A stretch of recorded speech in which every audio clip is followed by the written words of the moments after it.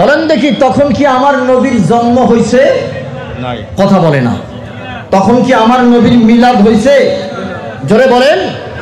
তখন তো আদম সফিউল্লাহ তিনার বিবি, তখন পৃথিবীতে দুইজন ছাড়া আর কোনো মানুষ।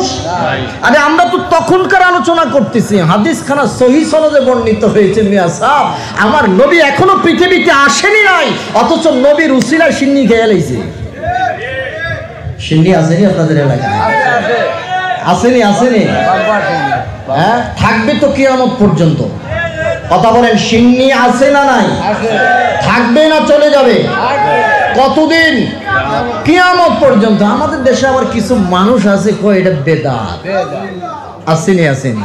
এই মুরুক্ষের দল, এটি হাদিস পড়ালেখা করে নাই। আপনাদের এলাকায় নাই, আমি আমার এলাকার কথা বলতেছি। বলে যে মসজিদে সিন্নি দেওয়া বিদাত। আরে বিদাত মানে কি? তা সিন্নি মানে আপনাদের এলাকায় এখন কি দেন? জিলাপি বা পোলাও অথবা বিরিয়ানি পাকা, এটাই তো সিন্নি কয়। সিলেটের মানে প্রসিদ্ধ ভাষা সিন্নি, যেটাই দেয়। আচ্ছা বলেন দেখি, এই জিলাপি কোনোদিন বেদাত, এই জিলাপির ভিতরে বেদাত ঢুকছে কবে? কথা কয় না। স্বাধীনের পরে কি জিলাপি ছিল না? আগে ছিল নি? বলেন বলেন, বেদাতটা ঢুকছে কোন দিন? এই জিলাপির ভিতরে কবে বেদাত ঢুকছে আপনারা কইতে পারবেন? আচ্ছা, সারা বাংলাদেশের জিলাপির মধ্যে যে বেদাত ঢুকছে, এরা কোথায় ছিল তখন? এরা বাধা দিতে পারলো না, এই খবরদার জিলাপির ভিতরে ঢুকিস না, বাধা দিছেনি। কথা বলে না কেন? বিরিয়ানি বেদাত হলো কবে? আচ্ছা বলেন দেখি, জিলাপি হালাল না হারাম? বলেন। বিরিয়ানি, তারপরে সিন্নি। তো হালাল জিনিসে তুমি বেদাত খাওয়ার উসুলটা কিটা? কোন উসুলে, কোন শত্রু দিয়ে তুমি বেদাত খাও? ও আমরা মিলাদ পড়ি এই জন্য বেদাত হয়। আরে মিলাদ তো শুধু আমরা পড়ি নাই, পড়ছেন কি? আওয়াজ করে বলেন না কে? কি দুর্বলতা আছে? আই ক্যান চ্যালেঞ্জ, আমি চ্যালেঞ্জ দিলাম, কোন মায়ের সন্তান যদি থাকো চ্যালেঞ্জে ধরো, বসো।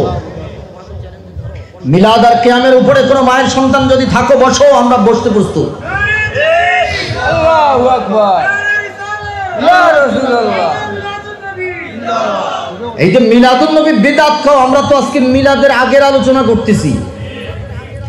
এখন বলতে চান মুসলমানকে খাওয়ানো, মসজিদে সিন্নি দেওয়া, এটা তো রাসূলুল্লাহ সাহাবায়ে কেরামের সুন্নাত। এবার আমি এটা দলিল দেই, ওদেরকেও বলবেন যে এটা ঠিক আছে কিনা। আচ্ছা, আহলুস সুফার অধিবাসী কতজন ছিল জানেননি আপনারা? আহলে সুফা মসজিদের বারান্দায় যারা হিজরত করে গেছে, এরা মসজিদের বারান্দায়, নববীর বারান্দায় ছিল না। সাহাবায়ে কেরাম যত সিন্নি আসিল, খেজুর দিত, রুটি দিত, মানে সিন্নি দিত, ওনারা খাইতো। দিলে খাইতো, না খাইলে পেট জমিনের উপরে দিয়ে বইরে থাকতো। তো মসজিদে খাবার দেওয়া এটা সুন্নতে সাহাবা। মসজিদে খাবার দেওয়া এটা আমার নবীর সুন্নাত। আল্লাহু আকবার বলে। যেটা বিদআত বলে, এটার আসলে মাথার ভিতরে গোবর ছাড়া কিচ্ছু নাই। বলেন, মসজিদের ভিতরে মুসলমানদেরকে খাবার দেওয়ার সুন্নত আছে না? রাসূলুল্লাহ আবু হুরায়রা বললেন, কিরে মসজিদের ভিতরে আজকে কি খাবার আসছে, কোনো হাদিয়া আসছে কিনা? কয়, ইয়া রাসূলুল্লাহ, এক বাটি দুধ ছাড়া আর কিচ্ছু নাই। বলে যে এক বাটি পেয়ালা নিয়ে আসো। আসলো, আসার পরে বললো যে কয়জন আছে? কয় হুজুর 70 জনের উপরে আছে। সবাইরে কয় পেট ভরে খাইতে। এবার কোন মসজিদ, এই হাদিসটারে যদি কোনো মায়ের সন্তান উল্টাইতে পারে, সার্টিফিকেট সব দিয়ে দিব। বলে যে আমরা পড়ছি কিতাবুল আদাবের মধ্যে, মিশকাতের মধ্যে হাদিসখানা এসেছে। ওরে মুসল্লি, তুমি যে কিতাব পড়ছো, তুমি তো যাকাত আর ফিতরার টাকা খাইয়া, খানা খাইয়া তারপরে কিতাব পড়ছো, এই জন্য মাথার ভিতরে ঢুকে নাই। আল্লাহ রসুল আবু হুরায়রা বললেন, আরে কি আছে? কয় দুধ আছে। কয় সবাইরই কয় পেট ভরে খাইতে। আবু হুরায়রা কয়, ইয়া রাসূলুল্লাহ, এক বাটি পেয়ালা, মনে মনে কয়, মুখ দিয়ে প্রকাশ করতে পারে না, এটা হলো আদাব। এটা কি? ইয়া রাসূলুল্লাহ, মনে মনে কইতেছে এক বাটি পেয়ালা, এটা তো আমারই ঠিক মতো হইতো না, আমি 70 জন কেমনে খাওয়াবো?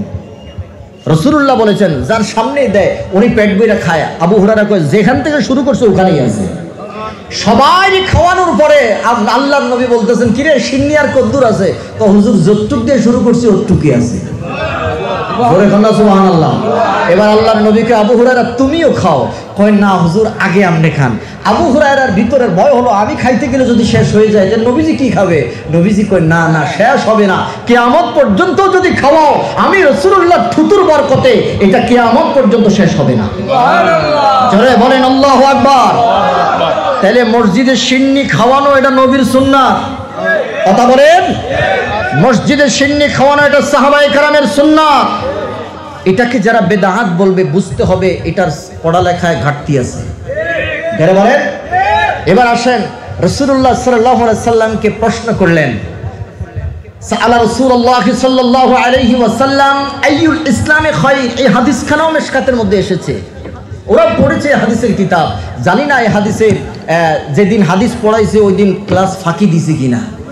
যদি ফাঁকি দেয় তাহলে তো এটা পড়াছো, কথা কন না খান। নবীকে প্রশ্ন করেছিল, ও নবী ইসলামের মধ্যে সবচেয়ে উত্তম কাজ কোনটা? নবীজি দুইটা আমলের কথা বলে দিলেন, সুবহানাল্লাহ বলেন। এক নম্বর আমল হলো তুতইমুত তুআম। তুতইমুত তুআম মুখস্থ করবেন, ক্ষুধার্তকে খাবার খাওয়ানো। দুই নম্বর হলো তাকরাউস সালাম আলা মান আরাফতা ওয়া মান লাম তারিফ। তুমি চেনো অথবা না চেনো প্রত্যেককে সালাম দেওয়া, সুবহানাল্লাহ বলেন। তাহলে ইসলামে উত্তম কাজ কয়টা? জোরে বলেন কয়টা? এক নাম্বার ক্ষুধার্তকে খানা খাওয়ানো। দুই নাম্বার পরিচিত অপরিচিত মুসলমানকে কি দেওয়া? সালাম দেওয়া। তাইলে এবার এই হাদিসের আলোকে আপনারা কি বুঝলেন? খানা খাওয়ানো ভালো কাজ না খারাপ কাজ? উনি বিদাত পাইল কোথায়? আপনারা এখানে আজকে যারা আজকে সিন্নি আসেনি, আসেনি? আচ্ছা, এখানে যারা আছেন সবাই কি বাসা থেকে খাইয়ে আসছেন? ক্ষুধার্ত আছেন না? এখন আছেন না? ক্ষুধার্ত আছেন না? তো রাসূলুল্লাহর ভাষা অনুযায়ী ক্ষুধার্তকে খানা খাওয়ানো এটা ইসলামের মধ্যে সবচেয়ে উত্তম কাজ। এটাকে যারা বিদআত বলবে, এটাকে যারা বিদআত বলে মানুষকে সুন্নাত থেকে বিরত রাখবে, আসলে এরা নবীর উম্মত না, এরা নবীর দুশমন। কথা বলেন ঠিক কিনা?